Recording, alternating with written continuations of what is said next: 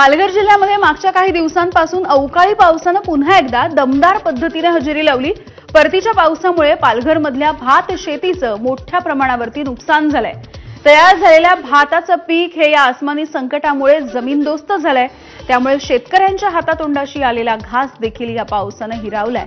भात उत्पादक शेतकरी सध्या हवालदिल झालाय।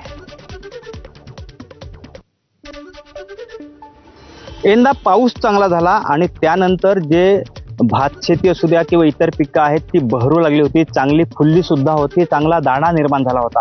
मात्र त्यानंतर जो अवकाळी सुरू झाला, ह्या अवकाळीमुळे पूर्ण ह्या पिकांचं नुकसान आहे ते झालं। मी सध्या आपण बघू शकतो ह्या भाताच्या शेतांमध्ये आहे। आपण बघाल तर अक्षरशः या भातांना जे मोड आहेत, अगदी दाण्यामधून जे मोड आहेत ते आलेले आहेत।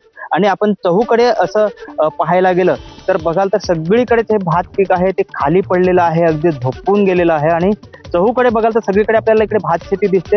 ह्या भात शेतीचं मोठ्या प्रमाणात नुकसान झालं। आता हे जे पीक आहे ते घरात न नेण्यासारखं झालेलं आहे, कारण ह्या दाण्याला आहे पूर्ण मोड आले, त्याच्यामुळे ते दाणे आता वापरण्यासारखेच राहिलेले नाहीत। शेती 7 एकर एवढी शेती आहे, पण शेत सगळं पाण्याच्या खाली रुजून गेलेलं आहे। आम्हाला सगळं काहीच नेता आलेलं नाही, आमच्याकडे कोणीच आलेलं बघायला नाही। कुठलाच माणूस अधिकारी, कुठलाच ग्रामसेवक कोणीच नाही आले कुठे।